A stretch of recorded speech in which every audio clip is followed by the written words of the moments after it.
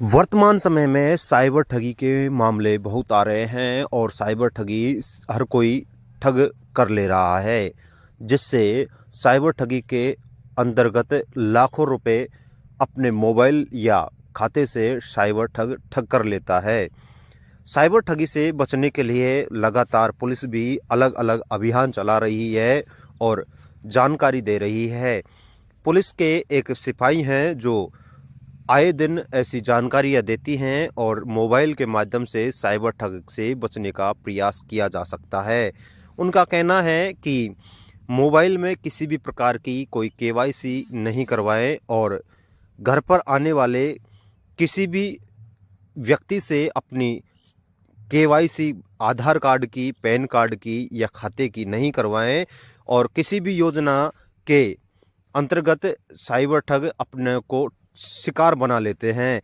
योजनाओं के नाम से भी केवाईसी करवाई जाती है या एक पीके फाइल को भी वायरल करते हैं और उस फाइल के माध्यम से भी साइबर ठग अपना शिकार बना लेते हैं। आज जो सबसे ज़्यादा प्रचलन में है वो साइबर ठगी है। साइबर ठगी के बहुत तरीके हैं। पहले जब एटीएम से हैंगिंग होती थी उसको हम चीज़ को समझ पाते थे, लेकिन आजकल साइबर ठगी के है कि एक डिजिटल अरेस्टिंग बहुत अच्छा चलन में आ रहा है। लेकिन डिजिटल अरेस्टिंग जैसा कोई वर्ड पुलिस के खाते में नहीं है। आपको कोई भी एसीबी का, इनकम टैक्स का ऑफिसर किसी भी विभाग से रिलेटेड बन के अगर आपको कॉल करता है और आपसे कहता है कि हम आपको वो आपको कॉल भी डिस्कनेक्ट नहीं करने देता है, वीडियो कॉल पे वो रहता है। डिजिटल अरेस्टिंग के आपको इतना अच्छे से माइंड वॉश कर देते हैं कि फिर वो आपको मनी जितना भी आपके खातों में पैसा है उसके लिए आपको देने के लिए, मतलब एक तरीके से माइंड वॉश का एक है जो कि डिजिटल अरेस्टिंग पुलिस की भाषा का कोई शब्द नहीं है। इसी तरीके से एक प्रचलन में है, जैसे व्हाट्सएप ग्रुपों पर सबसे ज़्यादा एपी के फाइल आ रही है। किसी भी सरकार की योजना के तहत उसका लोगो दे देते हैं, उसका नाम दे देते हैं और वो एपी के फाइल होती है। वो जैसे ही आपके जितने भी व्हाट्सएप ग्रुपों में, जैसे किसी पर्टिकुलर एक व्यक्ति का अगर फ़ोन हैंग होता है तो उसी के नंबर से वो उसके फ़ोन में जितने भी ग्रुप्स हैं उसमें वो सर्कुलेट हो जाती है और जो भी उस पर क्लिक करता है, मतलब जो भी जिसके फ़ोन में वो डाउनलोड हो जाती है, तो उसकी इंटरनल मेमोरी फ़ोन की, मतलब एक तरीके से क्लोनिंग हो जाती है आपके फ़ोन की। वो पूरा फ़ोन सामने वाले ठग के हैंड ओवर हो जाता है और आपका मैसेज, यहाँ तक कि टेक्स्ट मैसेज भी वो पढ़ता है, देखता है और आपके नाम से दूसरे जो आपके व्हाट्सएप ग्रुप्स बने हुए हैं आपके रिलेटिव परिचितों को न्यूड वीडियो भेजना, पैसे की डिमांड करना, वो ये एपी के फाइल। जिससे सावधानी का सबसे बड़ा तरीका यही है कि जिस भी फाइल के पीछे एपी के लिखा है उसको आपको किसी भी तरीके से डाउनलोड नहीं करते। और ज़रूरी तो ये है कि आप जब ये चूँकि व्हाट्सएप से हो रहा है तो व्हाट्सएप में वो ही आप ग्रुप्स रखें जिन ग्रुप्स को आपको लगता है कि ये ज़रूरी है। अभी जो अननेसेसरी चीज़ें हैं, अननेसेसरी कॉन्टैक्ट लिस्ट में आपके हैं और जो ग्रुप्स हैं उनसे आप बाहर हो जाएं एग्जिट, क्योंकि अगर एक का फ़ोन है तो वो सभी ग्रुपों में वो चीज़ें चलेंगी और जितने भी ग्रुप्स में अगर जिसने भी वो डाउनलोड करी है, तो मान लिया अगर आपके पास इतना पैसा नहीं है लेकिन हम किसी का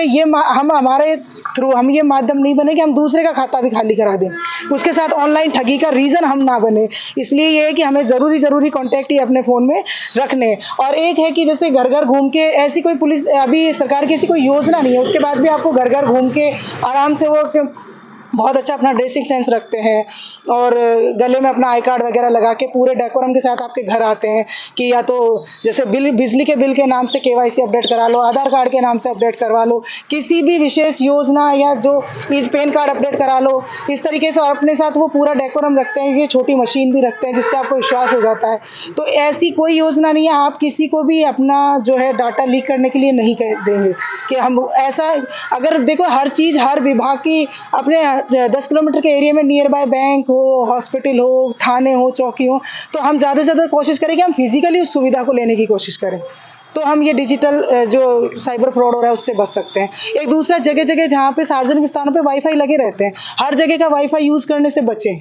इससे क्या होता है, हमारा डाटा, जो सारा डाटा एक्सेस है वो उनके फ़ोनों में चला जाता है। तो एक जगह जो रेलवे स्टेशन है, बस स्टैंड है, आजकल तो रोडवेज में भी लगने लग गए हैं चार्जिंग पॉइंट, तो इनसे बचना चाहिए कि जगह जो भी है सार्वजनिक वाईफाई को यूज़ ही नहीं करना है। दूसरा है कि जो खरीदने बेचने वाली ऑनलाइन साइटें हैं, ओएलएक्स वगैरह, या हम खरीद रहे हैं, बेच रहे हैं, उसमें भी सावधानी बरतनी होती है, क्योंकि ये है कि मोटा पैसा देके लगभग साइटों पे अपना फर्जी जो है नंबर हेल्पलाइन के तौर पे दिए जाते हैं। गूगल पे भी जब हम किसी भी चीज़ को सर्च करते हैं, हेल्पलाइन के लिए नंबर सर्च करते हैं, तो मोस्ट ऑफ फ्रॉड के ही आते हैं।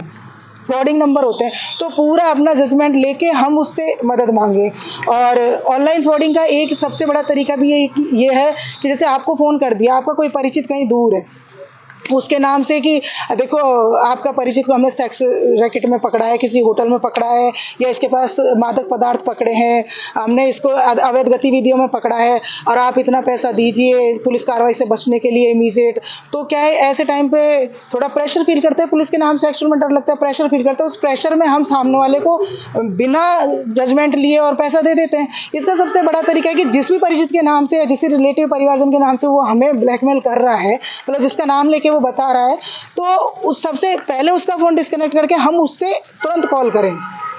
और कॉल करने के बाद ये पूरा वेरीफाई करें कि हाँ ये कॉल ठीक है कि नहीं है, और लगभग ये फ्रॉड कॉल होते हैं। तो इस तरीके की अगर, और पुलिस का भी देखो एक अगर बाहर की पुलिस, हम जहाँ लोकल थाने में रह रहे हैं, अगर बाहर की कहीं अपना केस चल रहा है तो बाहर की पुलिस भी अपने लोकल थाने के माध्यम से आप तक पहुँचती है। तो इस तरीके से डरने की ज़रूरत नहीं कि अचानक यूपी, एमपी या कहीं अदर स्टेट की कोई भी पुलिस ने आपको तुरंत ही आपको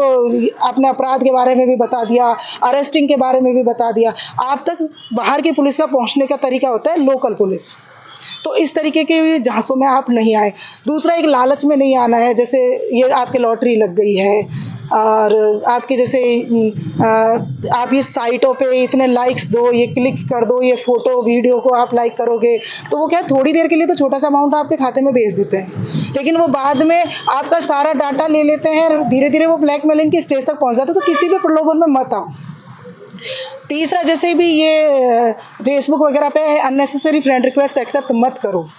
जिनको आप नॉन है, जिनको जानते हो, एक शादी वाली जो डेटिंग ऐप्स हैं, इन पे भी आप अनावश्यक फ्रेंड्स मत बनाओ। इसमें क्या होता है कि वो आपको पहले महंगे गिफ्ट, पैसों का प्रलोभन देते हैं और बाद में आपके पास एक कॉल आता है कि हमें एयरपोर्ट पे पकड़ लिया, बस स्टॉप पे पकड़ लिया, ये 5,000 रुपये मांग रहे हैं, मेरे पास अभी है नहीं, आप इनको इतना भेज दो। ऐसी सूरत में क्या होता है कि हमें अंदर से लालच होता है कि लाख रुपए का सामान आ रहा है, 5,000 हम दे देते हैं और धीरे धीरे हम उस जाल में फंस जाते हैं। एक चल रहा है जैसे कि आपके पास एक वीडियो कॉल आता है, आप उसको उठाते हैं, तुरंत एक न्यूड वीडियो चलने लग जाता है और एक जो हिडन कैमरा होता है वो आपकी पूरी एक्टिविटीज़ को नोट करता रहता है, और जैसे ही कॉल डिस्कनेक्ट होता है आपके पास आपका वो न्यूड वीडियो भेज दिया जाता है और फिर आपको ब्लैकमेल करते हैं कि हम इसको सोशल साइटों पे अपलोड कर देंगे, आप इतना पैसा दो। तो देखो, लालच वाले का नहीं बढ़ता है, आप कितना भी दे दो, लास्ट में आपको पुलिस के पास है, हेल्प के लिए है। तो इस तरीके के जाल में आपको नहीं फंसना, डरना नहीं है, इसमें हो जाता है। पहली बात तो अगर अननोन नंबरों से वीडियो कॉल मत उठाओ, उठा लिया तुरंत डिस्कनेक्ट कर दो, और अगर नहीं भी किया है, पूरा वीडियो देख लिया, तो डरने की ज़रूरत नहीं है। आज तक ऐसा भी कोई केसेस ऐसे है नहीं कि उन्होंने अपलोड कर दिए हों ब्लैकमेलिंग के, क्योंकि वो उनका एक हिडन कैमरा होता है जो आपकी एक्टिविटीज़ को, वो सब कुछ एक मॉडिफाई चीज़ होती है। तो डरने की ज़रूरत नहीं है, बहुत लोगों के साथ हो चुका, तुरंत हेल्प ले, पैसा वैसा देने की ज़रूरत नहीं है। और इस तरीके से ज़्यादातर है, और ATM हैंगिंग वाला होता है, तो उसमें तो मेरा हिसाब से तो यही है कि जहाँ